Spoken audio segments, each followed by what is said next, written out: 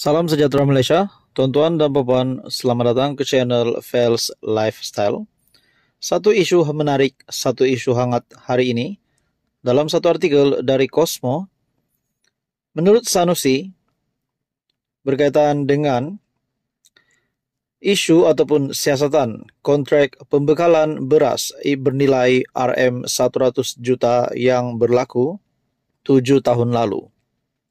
Ini pengakuan Muhammad Sanusi, Menteri Besar Kedah, yang amat mengejutkan.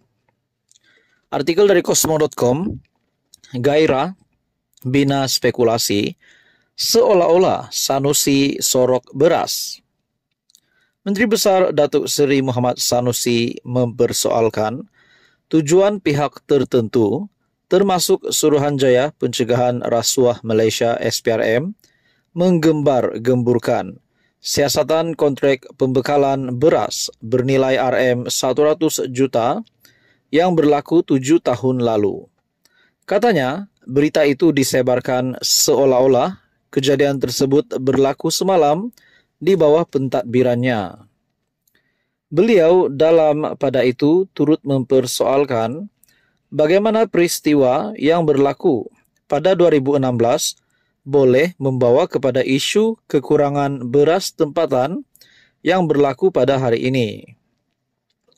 Laporan berkenaan hal itu dilontarkan ke tengah-tengah masyarakat tanpa penjelasan sewajarnya, tergantung seolah-olah peristiwa itu berlaku semalam, walhal ia berlaku pada 2016.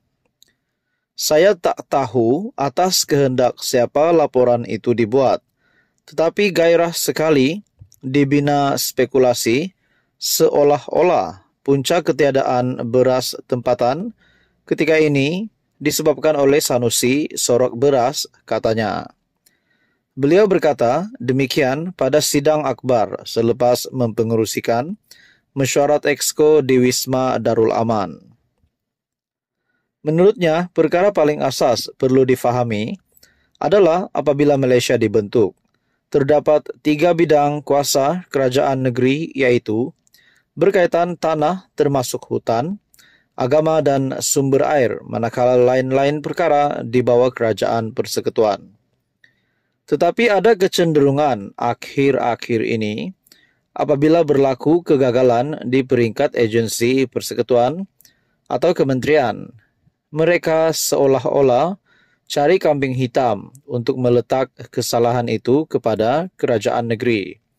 Contohnya, berkaitan hal kawal selia beras. Apabila tak cukup beras tempatan dan berlaku kenaikan harga import, mereka cari kambing hitam untuk disalahkan, ujarnya. Beliau berkata, kawal selia padi dan beras adalah di bawah bidang kuasa persekutuan melalui Kementerian Pertanian dan Keterjaminan Makanan. Oleh kerana kebanyakan padi ditanam di Kedah, maka mata orang ramai tertumpu di negeri ini, dan disebabkan itu diberatkan kesalahan seolah-olah Kedah gagal dalam kawal selia padi dan beras, sedangkan perkara itu di bawah KPKM, katanya.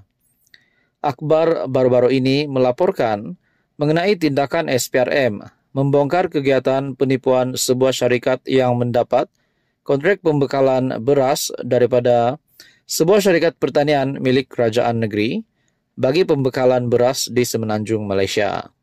Apa komen anda? Teruskan bersama di dalam channel ini untuk info yang seterusnya. Mohon juga bantu channel ini dengan menekan butang like, share dan juga subscribe. Halo semua, salam sejahtera Malaysia, saudara-saudara yang amat dihormati. Terima kasih kerana masih setia di dalam channel ini. Saudara-saudara, tuan-tuan dan puan, hari ini satu lagi isu hangat yang tular di media sosial. Ini berkaitan dengan nama Perdana Menteri Datuk Seri Anwar Ibrahim, dan ini pasti satu isu yang akan mengejutkan seluruh Malaysia, terutamanya kepimpinan politik di Malaysia.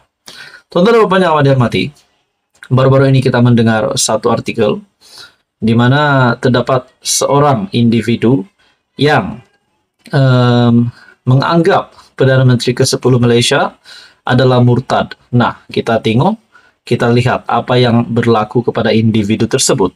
Satu artikel dari Harapan Daily, tular wanita anggap PMX murtad walau Anwar pimpin individu bersyahadah.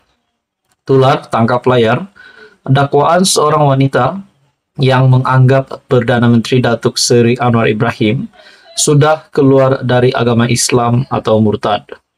Menerusi komentarnya, ejen sebuah syarikat insurans itu selamba mempersoal wajah Menteri Keuangan berkenaan sebagai tiada air muka cahaya ketenangan.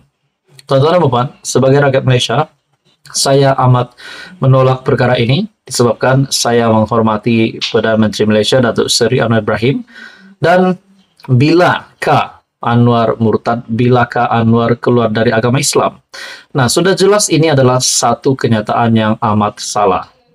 Dalam artikel ini lagi, pengguna Facebook atas akaun Fatin Fatimah Humaira Al-Atas tersebut juga mengakui otaknya berserabut melihat wajah suami Datuk Seri Dr. Wan Azizah Wan Ismail itu.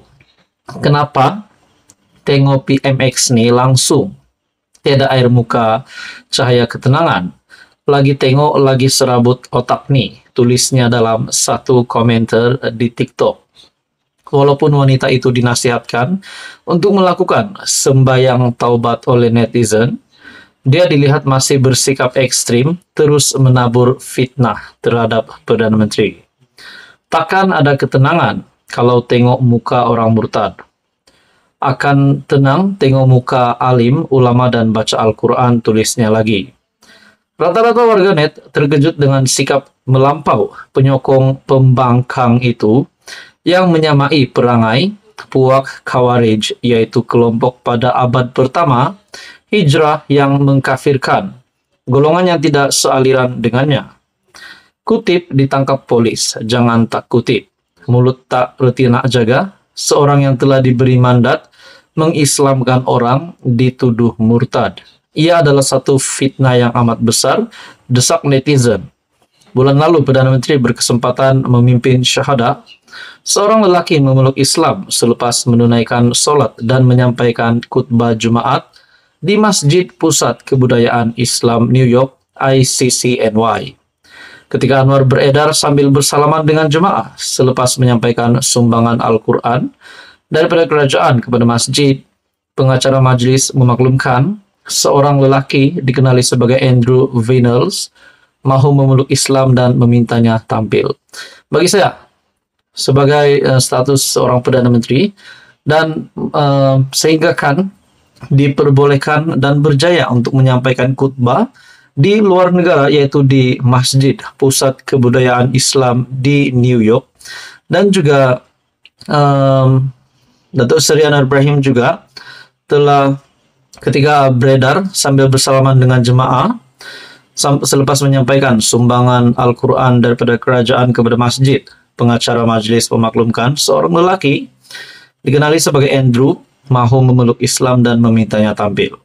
Seorang pegawai masjid kemudiannya dilihat menjemput Anwar sambil pengacara majlis mengumumkan Perdana Menteri akan menyempurnakan pengislaman lelaki berkenaan. Bagi saya itu satu kehormatan yang terbesar untuk Datuk Seri Anwar Ibrahim sebagai Perdana Menteri.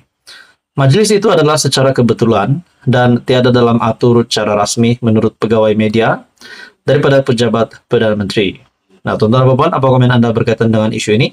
Sekian saja, teruskan bersama di dalam channel ini untuk info yang seterusnya.